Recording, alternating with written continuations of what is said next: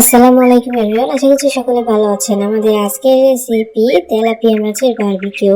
ঘরে থাকা কয়েকটা উপকরণ দিয়ে এবং গ্যাসের চুলায় কিভাবে তেলাপিয়া মাছের বারবিকিউ তৈরি করতে হয় সেটাই আমি আপনাদেরকে দেখিয়ে দিব।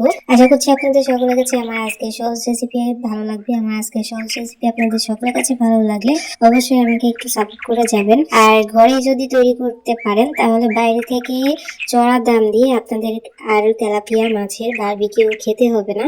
আশা করছি আপনাদের সকলের কাছে ভালো লাগবে। তো চলুন দেখে আসি ঘরে এবং গ্যাসের চুলায় কিভাবে আমি তেলাপিয়া মাছের বারবিকিউ তৈরি করব। তো বারবিকিউ তৈরি করার জন্য আমি এখানে একটা তেলাপিয়া মাছ নিয়ে নিয়েছি।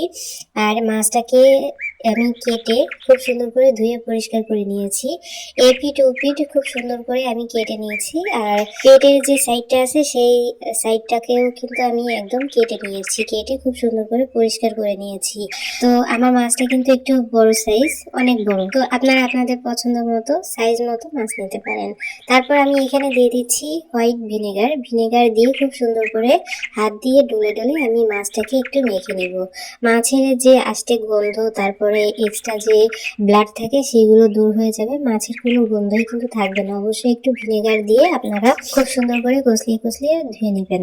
তো দেখতে পাচ্ছেন আমি ভিনেগার দিয়ে এপিট ওপিট মাখিয়ে রেখে দিলাম 5 মিনিটের জন্য। সেটা আমি অফ ক্যামেরায় দেখিয়ে দিচ্ছি, মানে অফ ক্যামেরায় করেছি, ওটা আমি আপনাদেরকে আর দেখালাম না। তো তারপর আমি 5 মিনিট পরে আমি খুব সুন্দর করে সাদা পানি দিয়ে ধুয়ে নিচ্ছি। আর দেখতে পাচ্ছেন যে পানিটা কতটা নোংরা এসেছে।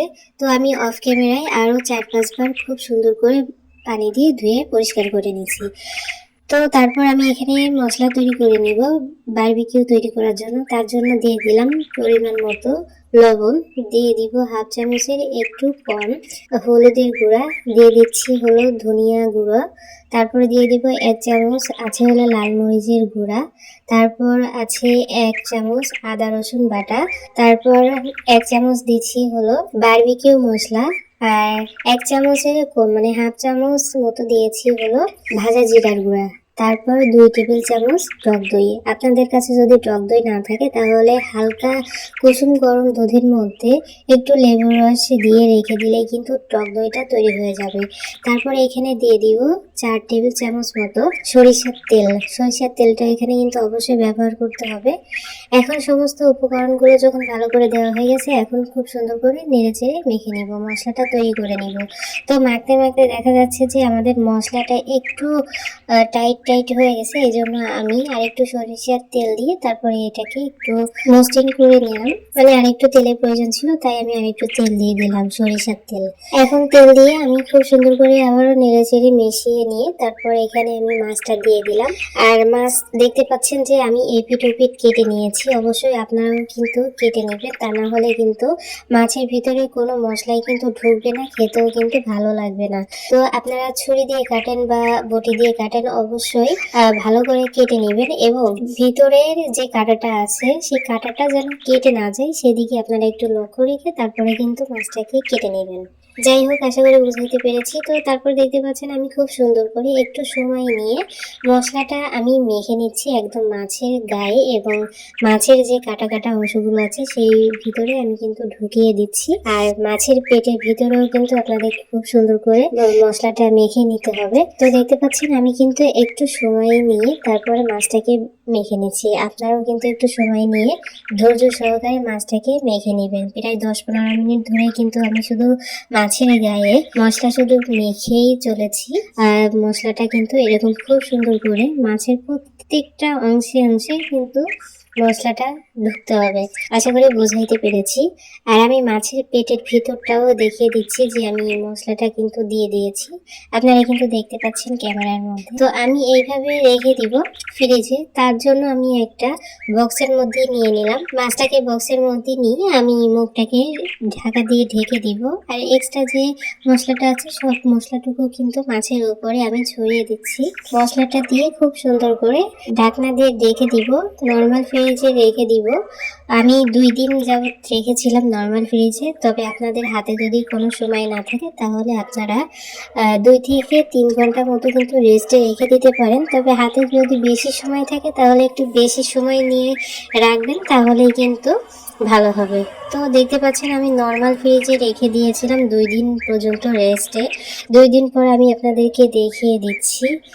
আচ্ছা, আমি একটা জিনিস ভুলে গেছিলাম, সেটা হচ্ছে লেবুর রস। লেবুর রসটা আমি মশলার সঙ্গেই দিতে চেয়েছিলাম, কিন্তু হুট করে কেন যেন ভুলে যাওয়াতে আমি এই পর্যায়ে এসে লেবুর রসটা ব্যবহার করছি। তবে আপনারা অবশ্যই মশলার সঙ্গে লেবুর রসটা কিন্তু ব্যবহার করবেন।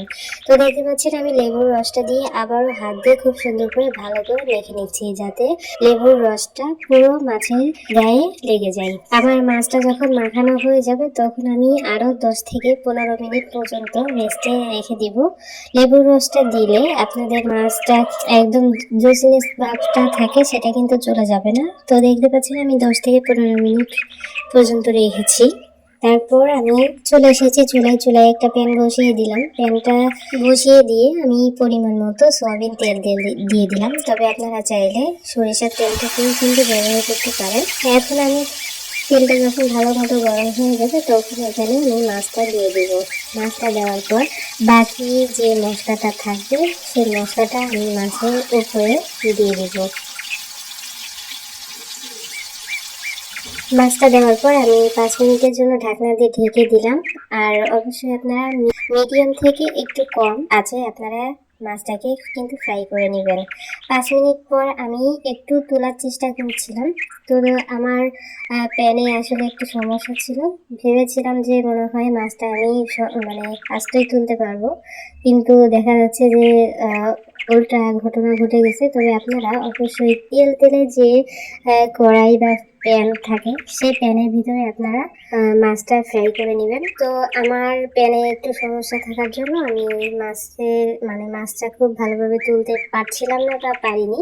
তবে মাছ কিন্তু ভেঙে যায়নি, মাছের উপরে যে একটা স্কিন থাকে সেটা উঠে গেছে। তো আমার কাছে খুব একটা ভালো লাগছে না এই পর্যায়ে দেখতে। তবে যখন একদম ফ্রাই হয়ে যাবে তখন কিন্তু দারুণ লাগবে দেখতে।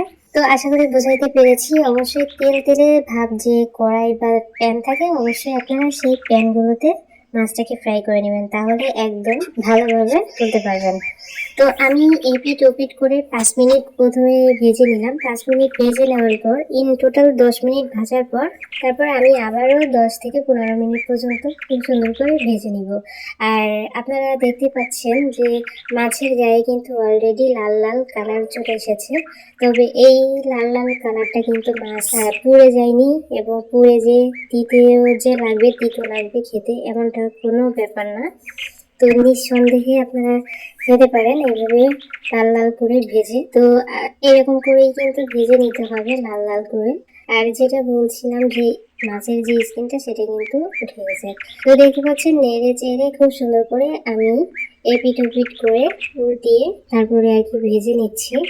আর অবশ্যই মাছটা যখন তুলতে যাবেন তখন কিন্তু দুটো খুন্তি বা চামচ ব্যবহার করতে হবে। একটা খুন্তি বা চামচে কিন্তু আপনারা তুলতে পারবেন না, যেহেতু অনেক বড় মাছ। অবশ্যই দুটো জিনিস ব্যবহার করবেন। তো মাছটা আমার কিন্তু ফ্রাই হয়ে গেছে, আমাদের বারবিকিউ অলরেডি রেডি। এখন আমি আপনাদেরকে পরিবেশন করে দেখাচ্ছি যে আমাদের বারবিকিউটা কেমন হয়েছে। তেলাপিয়া মাছের বারবিকিউ এতটা জুসিনেস হয়েছিল, আপনারা কিন্তু দেখতেই পাচ্ছেন ক্যামেরার মধ্যে, ভিডিওতে দেখতে পাচ্ছেন। খুবই সুন্দর হয়েছিল, খুবই মজাদার হয়েছিল। অবশ্যই আপনারা বাড়িতে ট্রাই করবেন।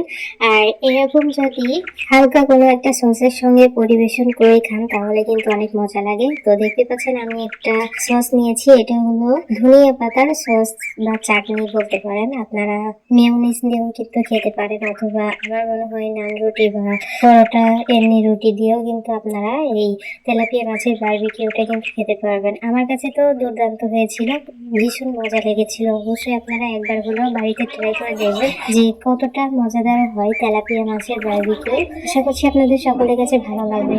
ফাইনালি আমাদের আজকের রেসিপি এতটুকুই। আমাদের আজকের রেসিপি কেমন লাগবে অবশ্যই কমেন্টস করে জানিয়ে যাবেন। সবাই অনেক ভালো থাকুন, সুস্থ থাকুন। আমাদের পরবর্তী ভিডিও দেখার আমন্ত্রণ জানিয়ে আজ এখানেই বিদায় নিচ্ছি। আল্লাহ হাফিজ।